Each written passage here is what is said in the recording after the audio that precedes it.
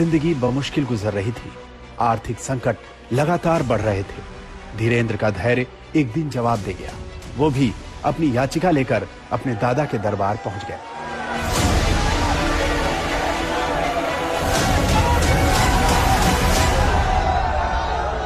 हमारे पिताजी कुछ करते नहीं थे।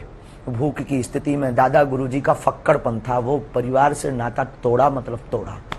तो उन्हें मतलब नहीं आप जी रहे कि मर रहे। उनके पास तो अगर याचक अर्जी करता बन के जाओगे तो वो अर्जी उठा के बालाजी के पास रख देंगे। ये नहीं कि ये हमारा सगा नाती है, ये हमारा सगा पुत्र, तो इस पर ज्यादा कृपा हो जाए।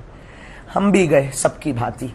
हमने भी अपनी विपदा कही कि 3 दिन हो गए हैं, कुछ खाने तक को नहीं है घर में।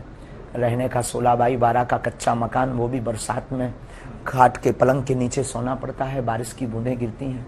कब तक ऐसी जिंदगी जिएंगे?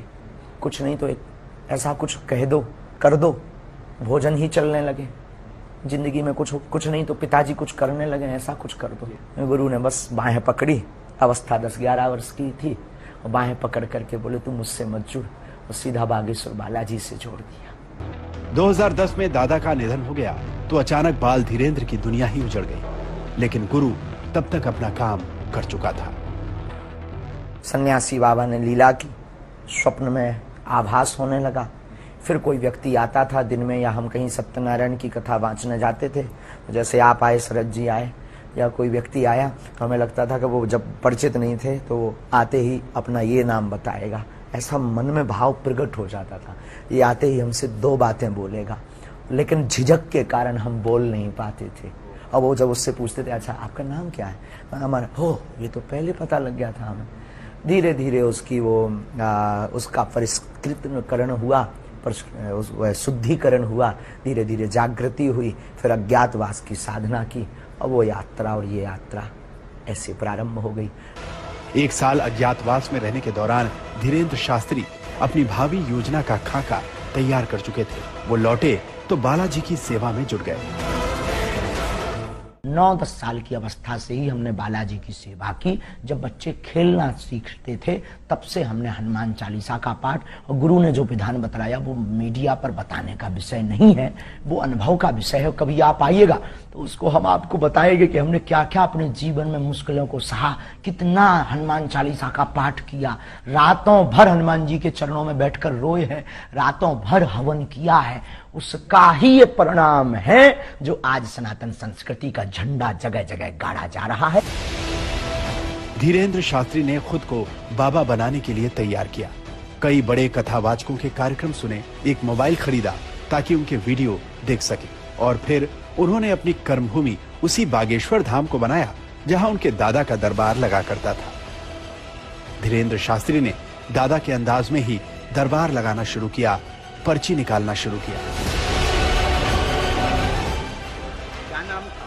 रूबी देवी। रूबी देवी। अच्छा, यहाँ किसी को बताया था? चलो पढ़ो।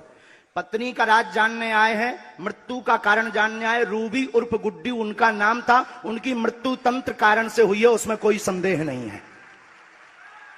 माइक से बोलिए, यही पर्चा बोल रहा? जी जी। यही पूछने आए? शरीर नीला पड़ गया था इनका? बस बस बस, रोइए मत। शरीर नीला पड़ गया था।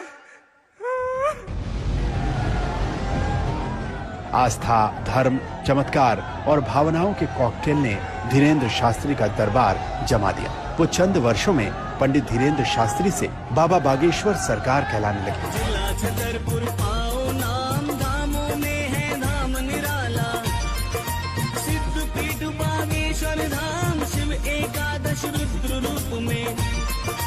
हमें बहुत चाहत तू, वो आज भी चाहत, आज दौड़ के पांव पर हमारे, अभी भी आए तो पर के पांव पर है हमारे। धीरेंद्र शास्त्री की उम्र अभी सिर्फ 26 साल है। उनकी मंजिल क्या है ये अभी उन्हें भी नहीं पता। हाँ, जिंदगी अपने खेल खूब दिखाती है, इसका एहसास उन्हें जरूर है। जीवन के खेल सबकी समझ नहीं आ सकता। कब क्या कर दें, गुरु कब कृपा कैसी कर दें, कह नहीं सकते यार। मतलब यहाँ हम अपने जीवन में ये जो भी है हमारे लिए सबसे बड़े चमत्कार है। खाना पीना, भोजन, रहन सहन, सब चमत्कार से बड़े, कोई किसी का नहीं होता जगत में। आज तक ब्यूरो।